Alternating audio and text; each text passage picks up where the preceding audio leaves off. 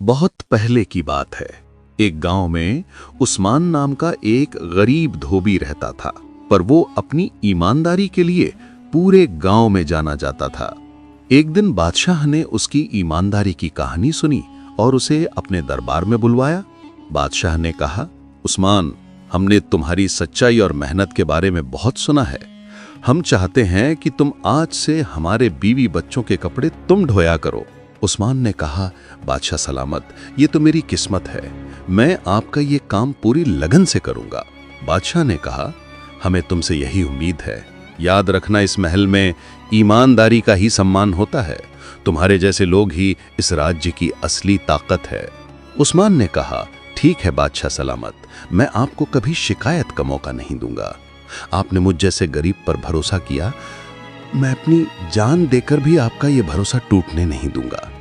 अब उस्मान रोज बादशाह के बीवी बच्चों के कपड़े धोता और अपनी जिंदगी बसर करता। एक दिन जब वो महल की ओर जा रहा था तो रास्ते में उसे एक सुनहरा हिरण का बच्चा झाड़ियों में पड़ा मिला। वो दर्द से कराह रहा था। उस्मान ने देखा, कहा, अरे इतना सुंदर हिरण का बच्चा यहां अकेले क्या कर रहा है? लगता है बहुत प्यासा है। अरे किसकी नजर लग गई तुम्हें? तुम इतने सुंदर हो, तुम्हारी माँ कहाँ है? उस्मान ने दौड़कर पास के तालाब से पानी लाया और बच्चे को पिलाया। पानी पीकर हिरण के बच्चे में थोड़ी जान आ गई। हिरण बोली, तुम्हारा बहुत बहुत शुक्रिया, भले आदमी, तुमने मेरी जान बचाई। उस्मान ने हैरानी से कहा, तुम बोल सकते हो? ये तो बड़ी हैरानी की बात है। एक हिरण का बच्चा इंसान की बोली कैसे बोल सकता है भला? ये कैसे हो सकता है? हिरण ने कहा, अगर तुम मुझे नहीं बचाते तो मैं आज मर जाता। अच्छा किया आपने मुझे बचा लिया। उस्मान ने कहा, अरे वो सब तो ठीक है, लेकिन तुम यहां पर कैसे आए?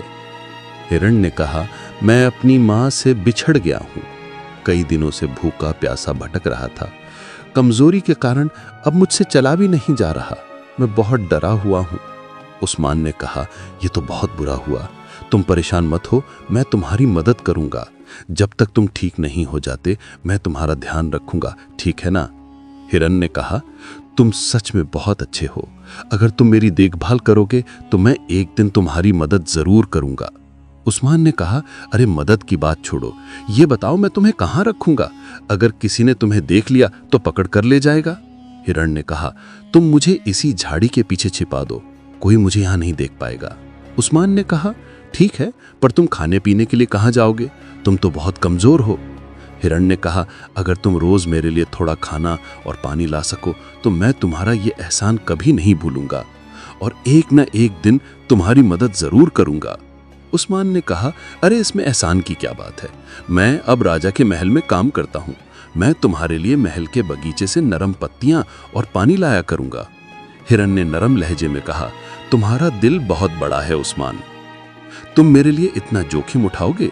अगर किसी ने देख लिया तो? अरे दोस्त के लिए इतना तो कर ही सकता हूं ना। तुम चिंता मत करो, मैं किसी को पता नहीं चलने दूंगा। अब मैं चलता हूं, मुझे देर हो रही है, तुम अपना ध्यान रखना। उस दिन उस्मान ने महल में खूब मेहनत से काम किया। शाम को घर लौटते समय उसने राजा के बगीचे से कुछ नरम पत्तियां तोड़ी और घड़ी से पानी भरा। तभी एक सैनिक ने उसे देख लिया। सैनिक ने कहा, रुको रुको, तुम ये पत्तियां चुरा कर कहां ले जा रहे हो? जानते नहीं राजा के बगीचे से चोरी करने की सजा मौत है। उस्मान डर गया। वो सैनिक के पैरों में गिर पड़ा। सैनिक जी, मुझे माफ कर दो, मैंने चोरी नहीं की। ये पत्तियां तो मैं एक भूखे हिरण के बच्चे के लिए ले जा रहा हूं। सैनिक ने कहा, अरे बकवास बंद करो, मैं भी मंत्री जी को बताता हूं, वो तुम्हें जेल में डाल देंगे, तुम्हारी खाल उधड़ जाएगी, ध्यान रखना। उस्मान ने कहा, नहीं नहीं, ऐसा मत करो, मेरी रोजी रोटी छीन जाएगी। आप जो कहेंगे मैं वो करने के लिए तैयार हूं, मुझ पर दया करें। सैनिक के मन में लालच आ गया। उसने कहा, हाँ ठीक है, अगर तुम चाहते हो कि मैं किसी को कुछ न बताऊं तो तुम्हें रोज मुझे एक चांदी का सिक्का देना होगा। उस्मान ने हैरत से कहा, एक चांदी का सिक्का? पर सैनिक जी, मैं तो गरीब धोबी हूं, इतने पैसे कहां से लाऊंगा? सैनिक ने कहा, यह तो तुम्हें सोचना है, सिक्का दोगे या जेल जाओगे, फैसला तुम्हारा है। मुफ्त में इस दुनिया में कुछ नहीं मिलता। उस्मान ने कहा, ठीक है सैनिक जी, मैं आपको रोज चांदी का सिक्का लाऊंगा। ये लीजिए आज का सिक्का। फिर सैनिक ने कहा, याद रखना, ये बात किसी को पता नहीं चलनी चाहिए, वरना तुम्हारी खैर नहीं। उस दिन के बाद से उस्मान रोज उस सैनिक को एक चांदी का सिक्का देता और हिरण के बच्चे के लिए पत्तियां और पानी ले जाता। लो मेरे दोस्त, ये खा लो, भूखे मत रहना। हिरण ने नरम लहजे में कहा, उस्मान, तुम मेरे लिए बहुत मेहनत करते हो, मैं तुम्हारा ये कर्ज कैसे चुकाऊंगा? तुम रोज इतने परेशान दिखते हो। उस्मान ने कहा, अरे मेरे प्यारे हिरण, कर्ज की बात मत करो दोस्त, बस तुम जल्दी से ठीक हो जाओ। तुम्हारी खुशी से मेरी खुशी है, मैं बिल्कुल भी परेशान नहीं हूं। देखते देखते कई हफ्ते बीत गए। उस्मान की सारी जमा पूंजी खत्म होने लगी। एक दिन उसने हिम्मत करके सैनिक से कहा, सैनिक जी, अब मेरे पास पैसे खत्म हो गए हैं, मैं आपको और सिक्के नहीं दे सकता। अब मैं हिरण के बच्चे के लिए जंगल से पत्तियां लाया करूंगा, और क्या कर सकता हूं? सैनिक ने कहा, अरे तुम झूठ बोल रहे हो, जब तक तुम्हारा काम था तुम महल से पत्तियां ले जाते रहे, अब बहाने बना रहे हो। रुको, मैं अभी मंत्री जी से तुम्हारी शिकायत करता हूं। उस्मान डरते हुए कहा, नहीं नहीं सैनिक जी, खुदा के लिए ऐसा मत करो, मेरी बात तो समझो। सैनिक ने कहा, अरे ये नाटक रचना बंद करो, रुक, तेरी तो खैर नहीं। सैनिक सीधा मंत्री के पास गया और सारी बात बढ़ा चढ़ा कर बता दी। मंत्री तुरंत वहां आ पहुंचा। वहां पहुंचते ही मंत्री गुस्से से बोला, तुम्हारी इतनी हिम्मत, तुम राजा के बगीचे से चोरी करते हो, हम तुम दोनों को जेल में बंद करवा देंगे। उस्मान मंत्री के पैरों में गिर पड़ा। मंत्री जी, मुझसे भूल हो गई है, पर मैंने ये जानबूझकर नहीं किया, मैंने बस कुछ पत्तियां ही तो ली थी एक बेजुबान जानवर के लिए। अब आप ही बताओ, इसमें गलत क्या है? मंत्री ने कहा, चुप रहो, अगर जेल नहीं जाना चाहते हो तो जो तुम सैनिक को देते थे उसका 2 गुना, यानी चांदी के 2 सिक्के रोज मुझे देने होंगे। उस्मान ने कहा, मंत्री जी, मेरे पास तो कुछ भी नहीं बचा है, मैं इतने पैसे कहां से लाऊंगा? कहां से लाऊंगा मैं इतना सारा धन? मंत्री ने कहा, यह मैं नहीं जानता, कल से मुझे 2 सिक्के चाहिए, वरना अंजाम बुरा होगा। और हां, सैनिक को भी उसका हिस्सा देते रहना। अब उस्मान बहुत परेशान रहने लगा। वो जैसे तैसे करके मंत्री को पैसे देता रहा। उसकी उदासी हिरण के बच्चे से छिपी नहीं रही। हिरण ने कहा, तुम इतने दुखी क्यों रहते हो उस्मान? कोई तो बात है जो तुम मुझसे छिपा रहे हो। तुम्हारी आंखें बताती हैं कि तुम बहुत बड़ी चिंता में हो। मुझे अपना दोस्त मानते हो तो सच सच बताओ। मैं तुम्हें और परेशान नहीं करना चाहता दोस्त, मुझसे जितनी मदद बनेगी मैं करता रहूंगा। असली दोस्त वही है जो दुख में साथ दे। बताओ मुझे क्या बात है, शायद मैं तुम्हारी कुछ मदद कर सकूं। तब उस्मान ने कहा, दोस्त, मुझे माफ कर दो, अब तक मुझसे जो बन पड़ा मैंने किया था, पर आज मैं तुम्हारे लिए खाना नहीं ला पाऊंगा। मेरे पास मंत्री और सैनिक को देने के लिए पैसे नहीं बचे हैं। हिरण ने हैरानी से कहा, क्या तुम मेरे भोजन के लिए पैसे देते थे? मुझे माफ कर दो उस्मान, मैंने कभी ये जानने की कोशिश ही नहीं की कि तुम मेरे लिए इतना दुख सह रहे हो। उस्मान ने कहा, अरे नहीं दोस्त, तुम दुखी मत हो, तुम्हारी कोई गलती नहीं है, मैं तो बस ये सोचकर परेशान था कि तुम्हारा पेट कैसे भरेगा। हिरण ने कहा, तुम्हें परेशान होने की जरूरत नहीं है उस्मान, मैं अब बड़ा और ताकतवर हो गया हूं, मैं जंगल में अपना खाना खुद तलाश कर सकता हूं। उस्मान ने कहा, अरे वाह, ये तो बहुत अच्छी बात है, चलो अब मैं चलता हूं। हिरण ने कहा, रुको उस्मान रुको, तुमने मेरी बहुत मदद की है, अब मेरी बारी है, मैं तुम्हारी गरीबी हमेशा के लिए दूर कर दूंगा। उस्मान ने हैरत से कहा, वो कैसे? तुम्हारे पास कोई खजाना वजाना है क्या? हिरण ने कहा, मैं तुम्हारे लिए एक जादुई पौधा लेकर आया हूं, ये सोने का पौधा है। उस्मान ने हैरानी से उस चमकते हुए छोटे से पौधे को देखा और कहा, अरे बाप रे, सोने का पौधा, ये तुम्हें कहां से मिला? ये तो सचमुच सोने जैसा चमक रहा है, मैं कोई सपना देख रहा हूं क्या? हिरण ने कहा, ये तुम्हारी ईमानदारी का फल है उस्मान, प्रकृति भी सच्चे लोगों का साथ देती है, जब तुम इसे लगाओगे तो ये बड़ा होकर तुम्हें सोने की पत्तियां देगा, जिन्हें बेचकर तुम बहुत अमीर हो सकते हो। उस्मान ने खुशी से कहा, सच में ये तो कमाल है। हिरण ने कहा, पर एक बात याद रखना, ये पौधा बहुत जल्दी बड़ा होगा, रात के समय वो अपनी कुछ पत्तियां खुद ही गिरा देता है, तुम सिर्फ उन्हीं पत्तियों को उठा सकते हो, दिन में कभी भी इसकी पत्तियां मत तोड़ना, वरना तुम बहुत बड़ी मुसीबत में फंस जाओगे। उस्मान ने कहा, मैं तुम्हारी बात हमेशा याद रखूंगा दोस्त, पर यह तुम्हें मिला कहां से? हिरण ने कहा, आज जब मैं जंगल में घूम रहा था तो मैंने 2 सुंदर परियों को देखा। मैं एक पेड़ के पीछे छिप गया और उनकी बातें सुनने लगा।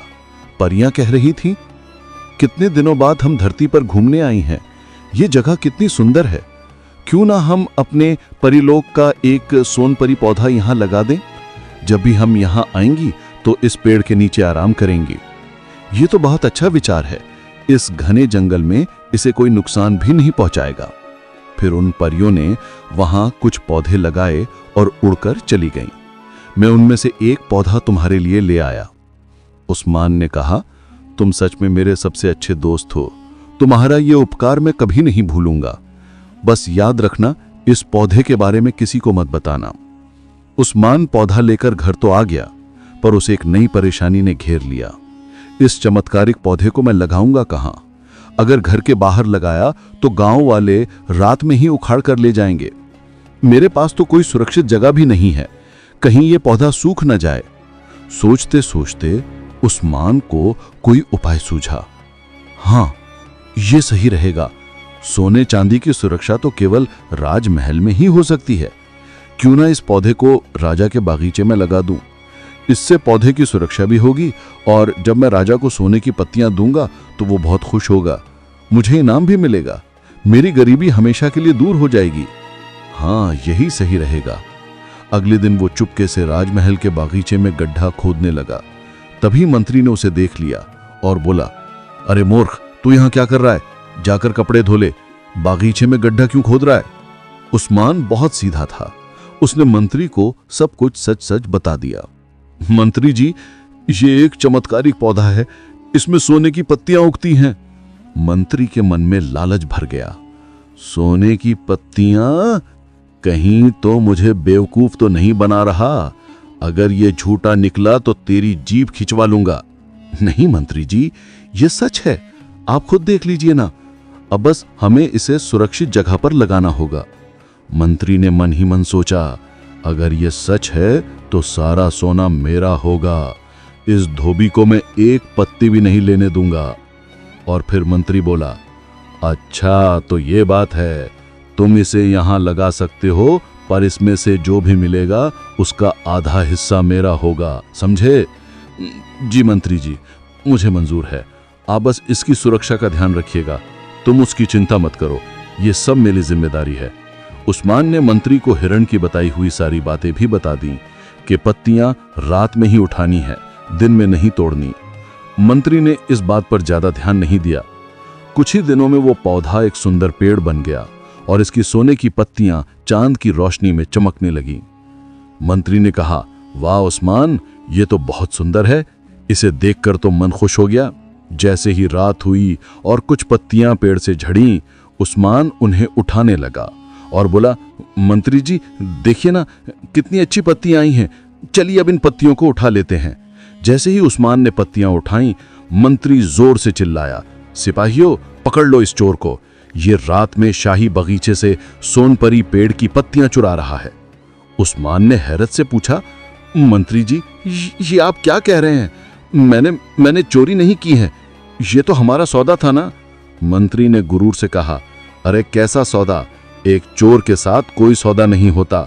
चुप रहो, आज से पहले भी इस बगीचे से जो पेड़ पौधे चोरी हुए हैं वो सब इसी ने चुराए हैं। नहीं नहीं, ये मंत्री झूठ बोल रहे हैं, इस पेड़ को मैंने ही लगाया था, उन्हीं ने मुझे यहां लगाने की इजाजत दी थी, पूछो इनसे। मंत्री ने कहा, सिपाहियों इसे महाराज के सामने ले चलो, इसका सारा सीधापन वही निकल जाएगा। मंत्री ने उस्मान को राजा के सामने पेश किया और झूठी कहानी सुनाकर उसे चोर साबित कर दिया। सिपाहियों ने उस्मान को बहुत मारा और महल से बाहर फेंक दिया। उस्मान रोता हुआ घर आया और रोते हुए कहा, हे अल्लाह, ये मेरे साथ क्या हुआ? मैं तो हमेशा ईमानदारी से चला, फिर भी मुझे धोखा ही मिला। पता नहीं मेरी किस्मत ही फूटी है। वो सीधा हिरण के बच्चे के पास गया और रो रो कर सारी बात बताई। हिरण ने कहा, ये तो बहुत बुरा हुआ उस्मान, लेकिन ये सब तुम्हारी एक गलती की वजह से हुआ है। मैंने तुम्हें किसी पर भरोसा करने से मना किया था ना? उस्मान ने कहा, हाँ दोस्त, मुझसे बहुत बड़ी गलती हो गई। मैंने उस लालची मंत्री पर विश्वास कर लिया। अगर मैं तुम्हारी बात मान लेता तो आज मेरे साथ ऐसा नहीं होता। कोई बात नहीं उस्मान, लालच और झूठ ज्यादा दिन नहीं टिकते।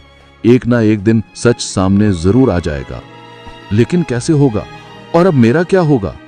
तुम चिंता मत करो उस्मान, अल्लाह हमेशा ईमानदारों की मदद करते हैं। सिर्फ तुम्हें सही समय का इंतजार करना होगा। दूसरी तरफ मंत्री ने उन सोने की पत्तियों को इकट्ठा किया और अगले दिन राजा के दरबार में पेश हुआ और बोला, बादशाह सलामत, आपका सेवक आपके लिए एक अनोखा तोहफा लाया है। बादशाह ने कहा, मंत्री जी, हम कई दिनों से देख रहे हैं कि हमारे बगीचे में एक पेड़ से सुनहरी रोशनी आती है, उसका क्या राज है? मंत्री ने कहा, महाराज, ये कोई साधारण पेड़ नहीं है, ये तो सोन परी का पेड़ है, जिसे मैंने बड़ी तपस्या करके परियों से प्राप्त किया है और यहाँ लगाया है। ये उसी सोने की पत्तियों का गुलदस्ता है। राजा ने गुलदस्ता हाथ में लिया तो देखते ही रह गया। वाह, कितना सुंदर है, सोने की पत्तियां, हमने आज तक ऐसा चमत्कार नहीं देखा। मंत्री ने कहा, महाराज, ये वृक्ष हमेशा सोने की पत्तियां देता है, इसकी चमक से मन को शांति मिलती है। बादशाह ने कहा, मंत्री जी, हम तो जानते भी नहीं थे कि हमारे राज्य में आप जैसा अक्लमंद और ईमानदार व्यक्ति भी है। आप सच में एक बड़े इनाम के हकदार हैं। ये लीजिए 100 सोने की अशर्फियां। अब मंत्री रोज रात में गिरी हुई पत्तियों का गुलदस्ता बनाकर राजा को देता और रोज 100 सोने की अशर्फियां इनाम में पाता। कुछ ही दिनों में वो बहुत अमीर हो गया, पर उसका लालच बढ़ता ही गया। अगले दिन वो बागीचे में गया और पेड़ से ढेर सारी पत्तियां तोड़ लीं। जैसे ही उसने उन पत्तियों का गुलदस्ता बनाकर राजा को पेश किया, वे पत्तियां काले सांपों में बदल गईं। बादशाह ने हैरत से कहा, अरे ये सांप यहाँ कैसे आया? धोखेबाज दुष्ट, तुम्हारी इतनी हिम्मत, तुम हमें गुलदस्ते की जगह सांप दे रहे हो? सिपाहियों, ले जाओ इस दुष्ट को और काल कोठरी में डाल दो। मंत्री ने कहा, नहीं बादशाह सलामत, मुझे माफ करे, मुझसे भूल हो गई, लालच ने मेरी बुद्धि बेकार कर दी थी बादशाह सलामत। बादशाह ने कहा, चुप रहो, ले जाओ इसे मेरी नजरों से दूर। मंत्री को जेल में डाल दिया गया। वो अपनी गलती पर बहुत पछताया। हाय, मैंने ये क्या कर दिया? लालच में आकर मैंने खुद को ही धोखा दे दिया। उस्मान ने मुझे मना भी किया था, पर मैंने उसकी एक न सुनी। उधर उस्मान अब एक सेठ के यहाँ कपड़े धोने का काम करने लगा था। एक रात वही दोनों परियां अपने सोनपरी पेड़ को ढूंढते हुए राजमहल के ऊपर से गुजरी। अरे, हमारा सोनपरी पेड़ यहाँ राजमहल में क्या कर रहा है? लगता है उस दिन किसी इंसान ने हमारी बात सुन ली थी और हमारा पौधा चुराकर यहाँ लगा दिया। कौन है वो मूर्ख? हमें उसका पता लगाना होगा। जो भी इस पेड़ का राज जानता है, वो रात में इसकी पत्तियां उठाने जरूर आता होगा। हम उसे पकड़ लेंगी। उस दिन से वो दोनों परियां रोज रात को उस पेड़ के पास छिपकर इंतजार करने लगीं। एक रात शहजादी टहलते हुए बगीचे में आई और उस चमकते हुए पेड़ को देखकर हैरान रह गई।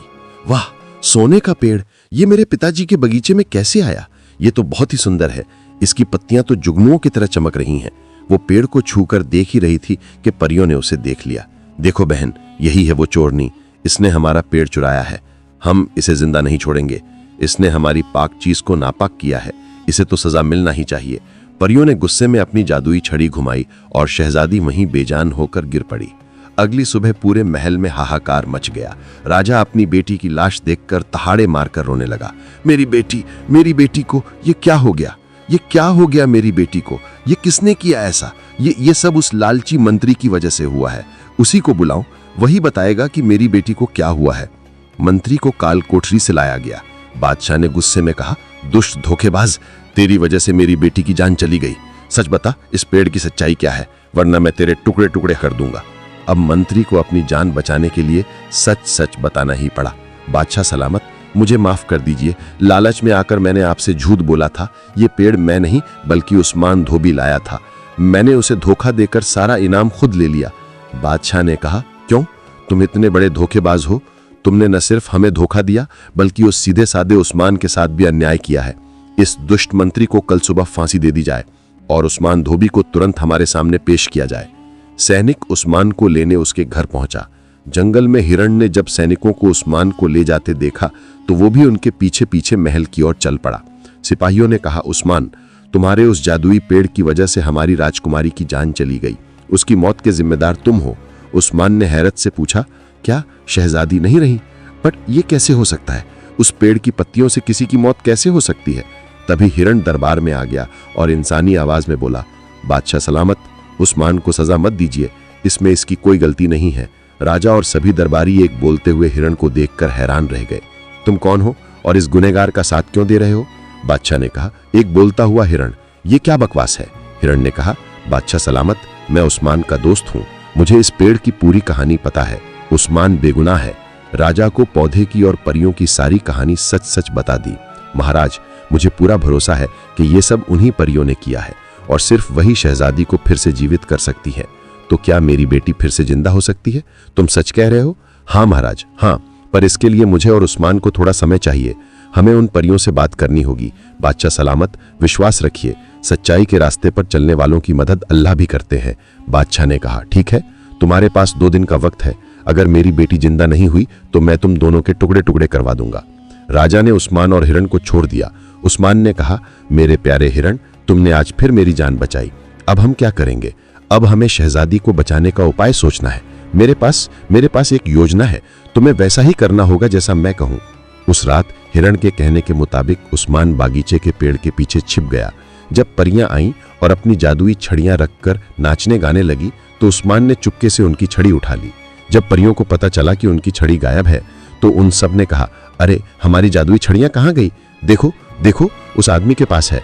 हमारी शक्तियां इन छड़ियों के बिना अधूरी हैं। तभी उस्मान ने कहा, परियों, मैं तुम्हारी छड़ी तभी वापस करूंगा जब तुम शहजादी को जिंदा कर दोगी। परियों ने कहा, हम उस चोरनी को जिंदा नहीं कर सकते, उसने हमारा पेड़ चुराया है। परियों ने जब उस्मान से पूरी कहानी सुनी तो उन्हें अपनी गलती का एहसास हुआ। परियों ने कहा, हे नेक दिल इंसान, हमें माफ कर दो। हम नहीं जानते थे कि तुमने किसी की मदद के लिए ये सब किया। तुम्हारी सच्चाई देखकर हमारा मन पिघल गया। हम शहजादी को जिंदा कर देंगे, पर हमारी एक शर्त है, तुम्हें ये सोनपरी पेड़ हमें वापस करना होगा। ठीक है? उस्मान ने कहा, नहीं नहीं, पर आप इस पेड़ को ले जाएंगी तो मेरा क्या होगा? मैं तो फिर से गरीब हो जाऊंगा ना। परियों ने कहा, तुम चिंता मत करो, तुम्हारी ईमानदारी का फल तुम्हें जरूर मिल जाएगा। उस्मान ने सोचा, अगर मेरे गरीब रह जाने से एक जान बचती है तो मुझे मंजूर है। उस्मान ने उनकी बात मान ली और छड़ियां वापस कर दी। परियों ने अपनी छड़ी घुमाई और शहजादी जिंदा हो उठी। उठते ही उसने कहा, अरे मैं यहाँ कैसे, और आप दोनों कौन हैं? परियों ने कहा, तुम्हें उस्मान की वजह से नई जिंदगी मिली है। परियों ने कहा, माफ करना उस्मान, हम इंसानों के लिए अब कुछ नहीं कर सकती। हमने अपना वादा पूरा किया, अब हम जा रहे हैं। इतना कहकर परियां उस सोनपरी पेड़ के साथ गायब हो गईं। उस्मान थका सा महसूस कर रहा था, पर उसे शहजादी के बचने की खुशी थी। राजा अपनी बेटी को जिंदा देखकर खुशी से रो पड़ा। मेरी बेटी, तुम जिंदा हो। शहजादी ने कहा, बाबा जी, ये सब उस्मान की वजह से हुआ है। इन्होंने ही परियों से बात करके मुझे बचाया। राजा ने उस्मान को गले लगा लिया। उस्मान, तुम्हारी ईमानदारी और सच्चाई ने हमारा दिल जीत लिया। तुमने हमारी बेटी की जान बचाई। हम तुम्हारी शादी अपनी बेटी से करवाना चाहते हैं और तुम्हें अपनी आधी सल्तनत सौंपते हैं। उस्मान ने सहमे हुए अंदाज में कहा, पर महाराज, मैं तो एक गरीब धोबी हूँ, मैं शहजादी के काबिल नहीं हूँ। बादशाह ने कहा, पर यह काबिलियत पैसों से नहीं, अमल और सच्चाई से आती है, और तुम इस इम्तिहान में पास हुए हो। तुमने साबित कर दिया कि बड़प्पन धन दौलत से नहीं बल्कि नेक दिल और अच्छे कामों से होता है। शहजादी ने कहा, बाबा जी सही कह रहे हैं। उस्मान, तुम नौकर नहीं, जीवन साथी हो।